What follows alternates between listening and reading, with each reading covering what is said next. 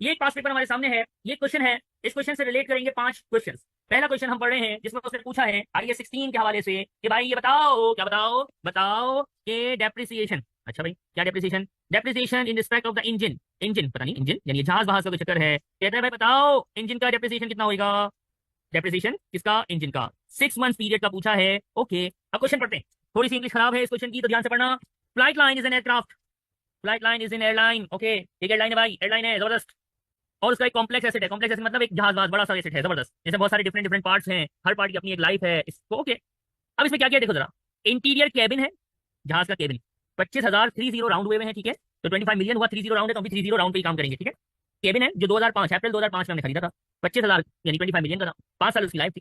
फिर इसके बाद इंजन था, इंजन भी हमने अप्रैल 2005 में ही लगाया था, 9,000, 30 राउंड है तो 9 मिलियन, और इंजन की लाइफ ईयर्स में नहीं है घंटों में है, ओके फाइन नो प्रॉब्लम, घंटों में है तो डिवाइड बाय लाइफ करना होता है तो डिवाइड बाय हम लाइफ की जगह आवर्स लेंगे, what is the problem, no problem. फिर क्या है, ये हमारा ईयर एंड है, अच्छा भाई हमारा ईयर एंड है, क्या ईयर एंड है सर, ईयर एंड है ये, अच्छा ये ईयर एंड है, ध्यान से ध्यान से ध्यान से खवातीन हजरात, 31 मार्च 2009 इज द ईयर एंड, शुरू कब से हुआ होगा सर, 2009 मार्च 9 पे एंड हुआ है तो 12 महीने पीछे से स्टार्ट हुआ होगा, गिनो देखो सोचो समझो, मार्च 2009 में एंड हुआ है तो अप्रैल 2008 में स्टार्ट होया होगा, एम आई राइट और एम आई रॉन्ग, सर वल्लाह यू आर राइट, ओके। आगे, अब क्या बताया, द एयरक्राफ्ट फ्लू यानी उड़ा 1200 घंटे 6 महीने में, अच्छा यानी बीच में इन्होंने एक चक्करबाजी लगाई, कहता है 30 सितंबर तक, 30 सितंबर 2008 तक ये जहाज उड़ा, इस पीरियड में उड़ा, 6 महीने का पीरियड है ये, ठीक है, अप्रैल मई जून जुलाई अगस्त सितंबर, ये 6 महीने हुए, बिल्कुल सही है सर, ये 6 महीने हुए, नो प्रॉब्लम, बहुत डार्क कलर हो गया है, थोड़ा लाइट करते हैं, कोई बात, हाँ 6 महीने का ये पीरियड है, और इसमें कहता है सवाल, मैं भी क्वेश्चन को खाली आपके सामने पढ़ रहा हूँ और उसके नोट्स लिख रहा हूँ ताकि आसानी हो रही है, 1200 घंटे जहाज उड़ा, बहुत जबरदस्त। फिर क्या हुआ, 30 सितंबर के अगले दिन यानी 1 अक्टूबर एक परिंदा, एक बर्ड जा रहा था, बर्ड को उन्हें काला चश्मा पहना हुआ था, उसको नजर नहीं आया और वो डायरेक्ट जहाज के अंदर घुस गया, फ्लूम धस, और बर्ड स्ट्राइक की वजह से जहाज का एक अदद इंजन जो है वो गया, इंजन गया बियॉन्ड रिपेयर, मतलब खलास, स्क्रैप, तबाह हो गया, बर्बाद हो गया, और जहाज में आप लोग बैठे हुए थे, कलमा पढ़ते हुए जहाज उतरा है, आप लोग बच गए हैं, ठीक है। तो भाई परिंदा जहाज के अंदर ब्रुम, और जहाज का इंजन पार हो गया, और इंजन बियॉन्ड रिपेयर है, बन नहीं सकता, खलास फिनिश गॉन केस हो गया, और अपन ने फिर इंजन को रिप्लेस करा, नया इंजन जो पुराना था वो 25,000 का था, नवा इंजन कितने का लिया भाई, अल्लाह अकबर, अल्लाह अकबर, पुराना इंजन 9,000 का था और हमने नया इंजन लिया, अब महंगाई बढ़ गई होगी तो टाइम गुजर गया है, अप्रैल 5 से आते आते इस टाइम तक 10.8 मिलियन का नया इंजन लिया, हमारा ईयर एंड मार्च से दिसंबर नहीं है, ये मैंने क्वेश्चन पढ़ा है, मेरे क्वेश्चन पढ़ने में कोई तकलीफ है। अब पूछा गया डेप्रिसिएशन शुरू के इन 6 महीनों का डेप्रिसिएशन, वो भी सिर्फ इंजन का, तो देखो जरा बहुत ही आसान, फ्री का मार्क्स, फ्री के मार्क्स, खवातीन हजरात ध्यान से देखो, मेरे पास 9,030 हाइट है, 9,000 का ये इंजन था जिसकी जिंदगी घंटों में थी, 36,000 घंटे इसकी जिंदगी थी, डिवाइड करना जरा देखो कोई आंसर बताएगा मुझे, 1 घंटे का डेप्रिसिएशन आ गया, क्या आ गया, 1 घंटे का डेप्रिसिएशन आ गया, 0.25, यानी जहाज शरीफ जो 1 घंटा उड़ता है तो उसका डेप्रिसिएशन है 0.25। एक बात बताओ, जिस पीरियड का, जिस 6 महीने का डेप्रिसिएशन मांगा है, उस 6 महीने के पीरियड में जहाज कितने घंटे उड़ा है, कितना उड़ा है भाई सर, 1200 घंटे उड़ा है, 1 घंटे का डेप्रिसिएशन 0.25, तो सर जी खवातीन हजरात 1200 घंटे का डेप्रिसिएशन कितना, कैम हाउ मच,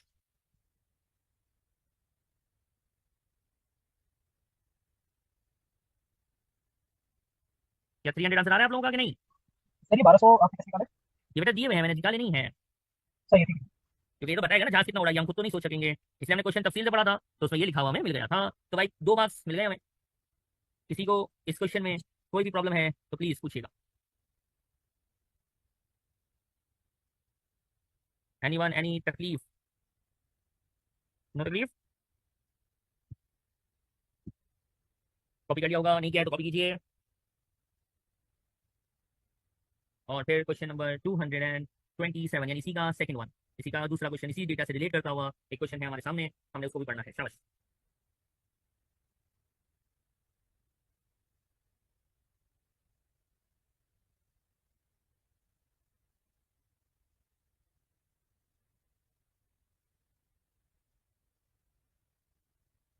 ये सही है,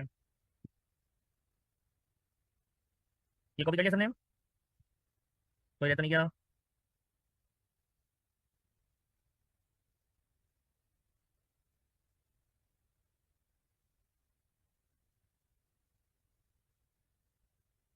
जिन्होंने कॉपी कर लिया है वो मुझे क्वेश्चन नंबर 227 का आंसर बता सकते हैं, उनको अलाउ है ट्राई करना, चला ट्राई करो, सोचो सोचो सोचो, आएगा कुछ ना कुछ आएगा दिमाग में, सोचो,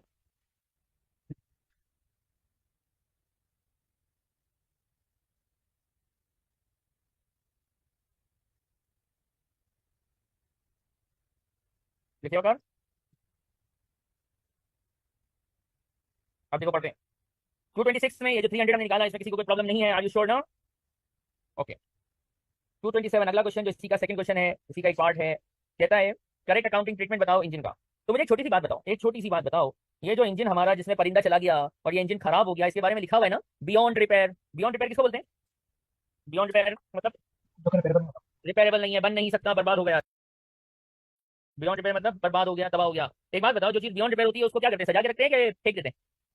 उसको स्क्रैप एरिया में सेल ऑफ अब जो चीज बियॉन्ड रिपेयर हो उसको राइट ऑफ कर देते हैं। राइट ऑफ मतलब उसको निकाल देते हैं, बेच देते हैं, राइट ऑफ कर देते हैं। तो एक बात समझो, बियॉन्ड रिपेयर चीज है तो डेफिनेटली हमें उसको राइट ऑफ ही करना है। यानी हमें बड़ा जल्दी से ये समझ आ गया कि ए और डी में से एक आंसर हो सकता है। क्यों क्यों बी नहीं हो सकता सर, क्यों बी नहीं हो सकता? आपका ध्यान में आएगा। तो मेरा बच्चा, जो इंजन बियॉन्ड रिपेयर हो उसको रिपेयर कौन करवाएगा? कोई पागल ही होगा। तो ये गलत हो गया, बी गलत हो गया।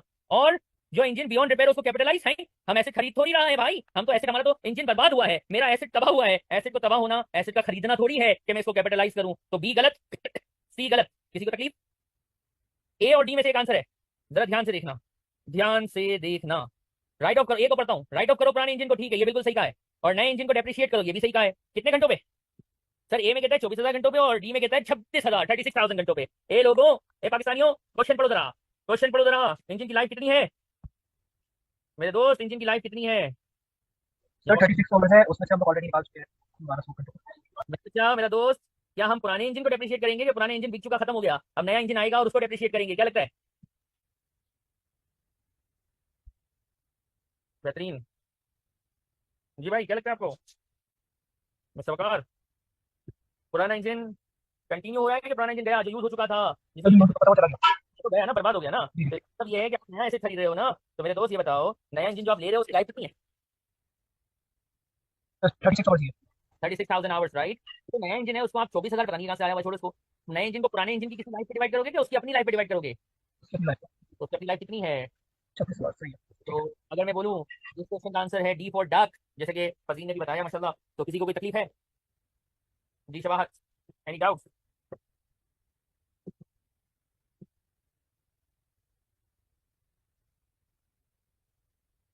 No doubt.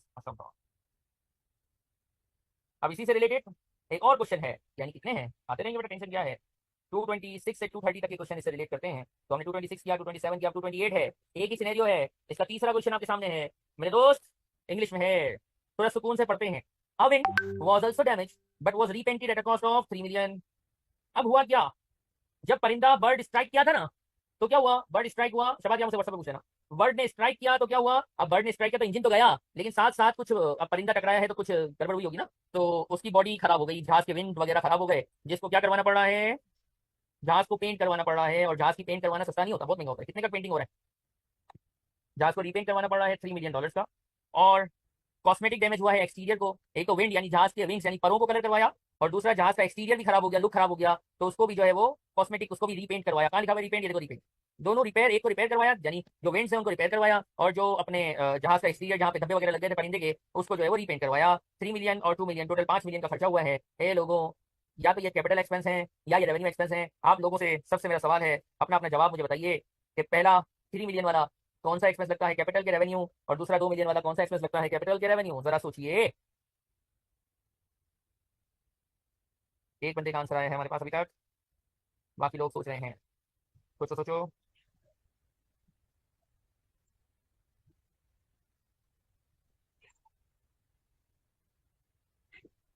जी भाई,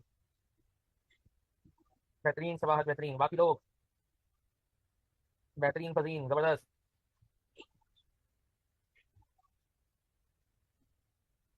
और कोई? देखिए, रिपेयर है, रिपेयर। रिपेयरिंग सर बार बार होती है, बार बार होती है। Repair occurs again and again, again and again, और रिपेयरिंग हमेशा रेवेन्यू एक्सपेंस होती है, क्योंकि सर आपने बताया है कि कैपिटल एक्सपेंस होगा जो वन टाइम होगा, रेगुलर इंटरवल पे नहीं होगा। रिपेयरिंग हो या रीपेंटिंग यानी कॉस्मेटिक, जो कलर वगैरह होता है, ये नॉर्मल है। गाड़ी हो, जहाज हो, इनका रिपेयर मेंटेनेंस या कॉस्मेटिक्स यानी पेंटिंग जो है, ये नॉर्मल एक्सपेंसेस हैं, बार बार होती ही रहती हैं। तो जो चीज एक्सपेंस एक मरतबा वाला हो, अगर वंस हो, एड हॉक हो, once in a blue moon हो, सर आपने ही पढ़ाया था कि वो कैपिटल एक्सपेंस होता है, लाइफ बढ़ा दे, परफॉर्मेंस बढ़ा दे। लेकिन जो एक्सपेंस रिपेयर हो, नॉर्मल हो, वो हमारा रेवेन्यू एक्सपेंस होता है। और कैपिटल एक्सपेंस ऐसे की कॉस्ट में सवाल प्लस हो जाता है, जबकि रेवेन्यू माइनस नहीं होता। Revenue expense simple income statement में यानी प्रॉफिट एंड लॉस जिसको एसओसीआई बोलते हैं वहां जाता है। तो प्रॉफिट एंड लॉस के अंदर आपने अर्लियर स्टडीज में इनकम स्टेटमेंट बनाया, प्रॉफिट एंड लॉस बनाया, ग्रॉस प्रॉफिट आता था। ग्रॉस प्रॉफिट में अदर एक्सपेंसेस माइनस होते थे। वहां जो अदर एक्सपेंसेस थे ना वो सारे के सारे रेवेन्यू एक्सपेंस थे। Salary, wages, repair, maintenance, repainting, फिर जितने भी रेंट है, इंटरेस्ट है, टैक्स है, ये सब रिकरिंग एक्सपेंसेस इनकम स्टेटमेंट में जाते हैं और ग्रॉस प्रॉफिट से माइनस होते हैं। जबकि जितना भी कैपिटल एक्सपेंस है वो एसेट की कॉस्ट में प्लस होता है। और एक स्पेशल स्पेशल कैपिटल एक्सपेंस हमने पढ़ा है जिसका नाम क्या था, डीकमीशनिंग कॉस्ट। रिमेंबर दैट और नो? सर अगर यहाँ पे रेनोवेशन टाइप होता कि उसको रेनोवेट करके उसको समझिए कि उसको मॉडिफाई कर रहे हैं तो फिर वो कैपिटल। रेनोवेट करने से उसकी लाइफ बढ़ना लिखा होता या उसकी परफॉर्मेंस में इंप्रूवमेंट होना लिखा होता तो कैपिटल एक्सपेंस बोलता, वरना मैं इसको कैपिटल एक्सपेंस कभी भी नहीं बोल सकता। कैपिटल एक्सपेंस होने के लिए रिपेयर, रिन्यूअल, सॉरी ये जो आपने कहा इसका जरूरी है कि इससे एसेट की परफॉर्मेंस इंप्रूव हो जाए। Got my point? वरना जब भी रिपेयर होता है, रीपेंटिंग होता है, ये रेवेन्यू एक्सपेंस है अनटिल एंड अनलेस से क्वेश्चन बोले कि इससे इसकी परफॉर्मेंस इंहांस हुई है। गॉट माय पॉइंट और नो माय फ्रेंड? अब एक और क्वेश्चन है और ये आईएस 16 का, हमारा आईएस 16 से रिलेट करता हुआ लास्ट क्वेश्चन है। नहीं सब बात ऐसा नहीं था, आपको क्वेश्चन देखिएगा दोबारा, शायद आप कंफ्यूज कर रही हैं और मुझसे जरूर पूछिएगा, ठीक है? आप देखेंगे तो आपको याद आ जाएगा। व्हाट्सएप पे पूछ लेना। हाँ तो वो मटेरियल वाला क्वेश्चन जो था वो कैपिटल एक्सपेंस नहीं, वो टोटल वो सवाल याद करो, मैंने कहा ना देखो ये क्वेश्चन पे याद आएगा। टोटल मटेरियल 1 मिलियन का था, उसमें बिल्डिंग कंस्ट्रक्शन में जितना जाना था वो कैपिटलाइज हो गया था और जो रह गया था वो इनकम स्टेटमेंट में चला गया था। तो टोटल में से जितना रेवेन्यू एक्सपेंस था वो हटा के हमने कैपिटल निकाला था, ठीक है? इसको रिविजिट करना, आपको याद आ जाएगा। और रिकॉर्डिंग तो है आपके पास, मैंने आईएस 16 की एक शॉर्ट वीडियो भी आपको भेज दी थी जिसमें पूरा आईएस की वीडियो के अंदर है, ठीक है? कि क्लास में हम 4-5 क्लास में पढ़ते हैं तो एक वीडियो मैंने समझ भी भेजा हुआ है, वहाँ पे आपको मिलेगा, ठीक है? चलो भाई लास्ट क्वेश्चन है और इसके साथ आईएस 16 खत्म होगा। नेक्स्ट क्लास में इंशाल्लाह आईएस 40 स्टार्ट करेंगे। आपके सामने क्वेश्चन है 2 to 9, इंग्लिश थोड़ी ज्यादा लिखी हुई है। आई वुड लाइक कि आप लोग इसको आराम से पढ़ो और समझो कि यार पूछा क्या है। थोड़ा ध्यान से, थोड़ा सुकून से पढ़िएगा।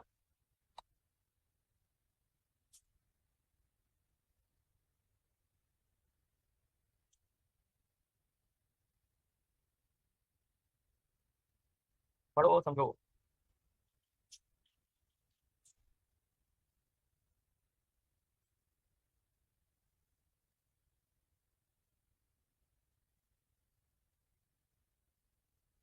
क्वेश्चन पढ़ा, सर थोड़ा समझ आया, थोड़ा सर के ऊपर से निकल गया, तो आई नो दैट थोड़ी इंग्लिश ज्यादा है, तो इट्स ओके, मैं पढ़ूंगा और हम इसको साथ सॉल्व करेंगे, ठीक है? जरा ध्यान से देखिएगा प्लीज।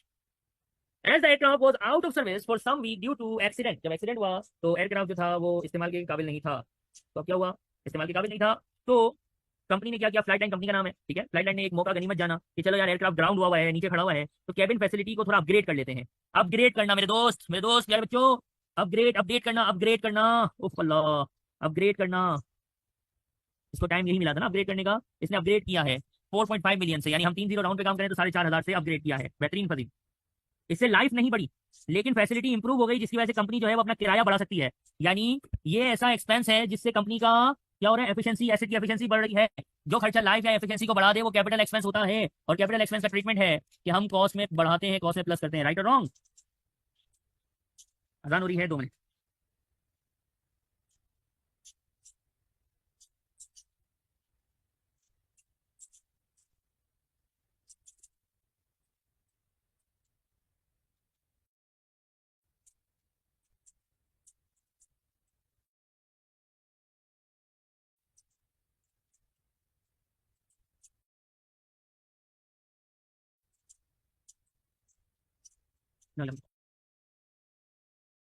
देखो मतलब और समझो, हादसा कब हुआ था? 2008 में। तो हादसे के टाइम कंपनी ने अपॉर्चुनिटी देखी और उसमें कैपिटल एक्सपेंस कर दिया। अब हमें तो क्या करना पड़ेगा? सर हमारे पास तो एसेट की कॉस्ट है 1 अप्रैल, हमें सर कैरिंग अमाउंट चाहिए। जिस दिन कि आप कैपिटल एक्सपेंस कर रहे हो तभी प्लस होगा ना, सेम दिन की चीज होगी तभी प्लस होगी, वरना कैसे होगी? तो ये लोगों ध्यान से, जरा ख्याल से, जरा एहतियात से मुझे ये बता सकते हो, स्पेशली जिनको ईयर में मसला होता है, कि यहाँ से यहाँ तक ये कितना टाइम गुजरा है, कितने सालों का डेप्रिसिएशन निकालने की जरूरत है? सर 6 मंथ, 6 मंथ, कितने साल गुजरे हैं? ध्यान से बेटा। 6 महीनों का, 6 महीनों का। जी यहाँ जी, हाजा 2005, हाजा 2008, 2005 से 2008 में 6 महीने तो नहीं गुजर सकते, वल्लाही 6 नहीं गुजर सकते। ध्यान से, एहतियात से। अप्रैल 2005 से अक्टूबर 2008 तक कितना टाइम गुजरा है? उंगलियों पे देखो जरा, उंगलियों पे। हाँ 7, ये क्या है? What is 7? बेटा 2005 से 2008 तक 7 महीने कैसे हो सकते हैं?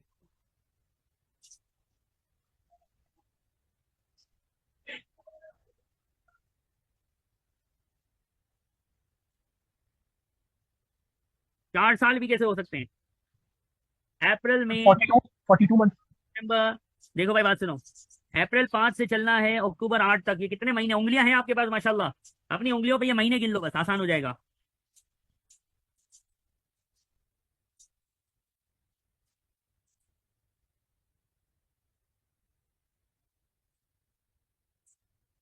चेक करो उंगलियों पे गिनो।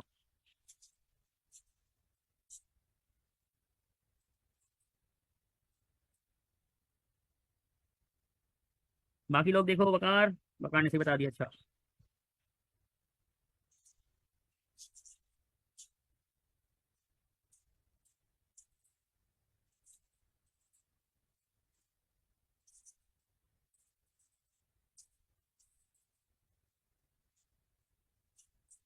आई एम वेटिंग भाई, जल्दी बताओ, देखो 42 मंथ्स आते हैं कि नहीं आते? 42 मंथ्स को अगर मैं सालों में कन्वर्ट करने जाऊं तो ये 3.5 साल होते हैं कि नहीं होते, देखो जरा।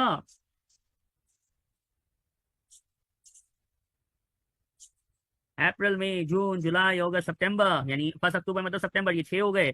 सितंबर 2005 तक 6 महीने हो गए, फिर सितंबर 6 1 साल, सितंबर 7 2 साल, सितंबर 8 3 साल, 3 साल 6 महीने, 3 साल 6 महीने मतलब 42 मंथ्स, 42 मंथ्स मतलब 3.5 years। एम आई राइट और एम आई रॉन्ग?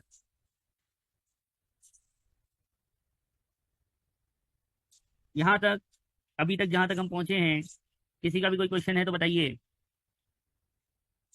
इसका आंसर भी बताइए, वकार कितना आ रहा है? एक्यूमुलेट डेप्रिसिएशन 3.5 साल का कितना आ रहा है?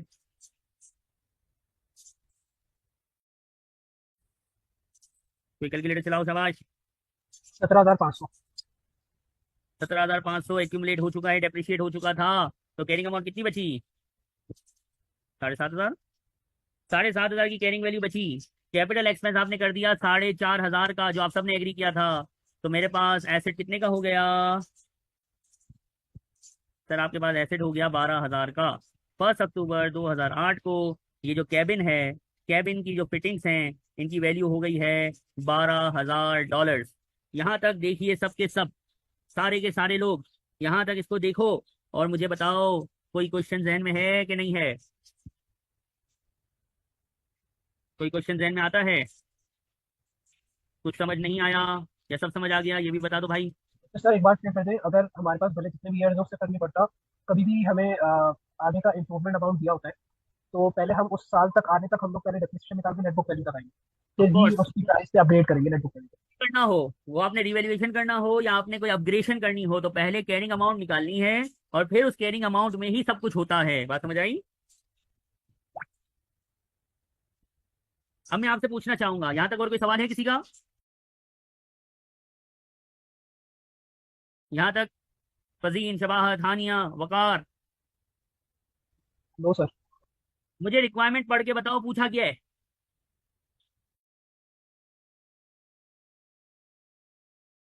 सबके सब रिक्वायरमेंट पढ़िए। सर इस सवाल ने तो हमसे मजाक कर दिया। मार्च 2009 की कैरिंग अमाउंट पूछी है, क्या पूछी है? मार्च 2009 की कैरिंग अमाउंट पूछी है। सर ये क्या मजाक है? तो बेटा ये मजाक नहीं है, हैज अ क्वेश्चन। एक बात सुनो, ध्यान से सुनो, हम खड़े हैं अक्टूबर 2008 पे, कैरिंग अमाउंट निकालनी है मार्च 2009 की। अब उंगलियां, अपना दिमाग जरा सर छह चलाओ। महीनों की और 6 महीनों की क्या और क्या? हाँ बेटा, 6 महीनों की और निकालेंगे डेप्रिसिएशन। ये वल्लाही 6 महीने हैं, पक्की बात है। 2008 से 2009 जाना है, लेकिन सर अक्टूबर से जाना है, तो अक्टूबर नवंबर दिसंबर जनवरी 2009 आ गया, फरवरी 2009 आ गया, मार्च 2009 आ गया। ओनली कितने मंथ्स है बेटा? How many months? 6 मंथ्स। 12,000 है। 6 महीने का डेप्रिसिएशन चाहिए आपको, राइट? लेकिन उसकी पहले लाइफ तो पता चले, लाइफ पता चले, साल का आ जाएगा, फिर हम 6 महीने का जरूर निकाल लेंगे और हमारा खत्म, गेम खत्म, आंसर आ जाएगा। मेरा सवाल है, गौर से देखना, रिलैक्स होके बताना, भले कोई मसला नहीं, जल्दी नहीं है मुझे। ये डिनोमिनेटर में लाइफ क्या लिखनी है जरा सोचना, ध्यान से सोचना भाई, प्लीज ध्यान से सोचना। लाइफ लिखूं तो क्या लिखूं? सर 1.5। जी बाकी लोग कोई है अपने पास लाइफ बताने वाला? कोई बता दे। सर देखें, 5 साल लाइफ थी, 3.5 साल ऊपर उड़ा दी, यूज कर लिया, तो बाकी कितनी है फजीन? सर 1.5 साल बाकी है। 1.5 साल बाकी है। अच्छा, तो 1.5 से डिवाइड किया तो क्या आंसर आया बेटा? कोई आंसर दसो।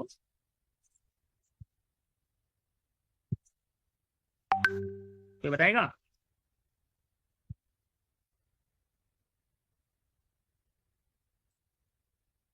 पुकार। सर 4000। लेकिन इससे पहले साल का क्या रहे? 8,000, राइट? यस। तो 12,000 में 4,000 डेप्रिसिएशन ले गया तो बचा कितना? 8000 8000। जो हाइट हुए में है, तो ऑप्शन क्या हुआ? ऑप्शन बी हुआ। और आप सबको बहुत बहुत मुबारक हो।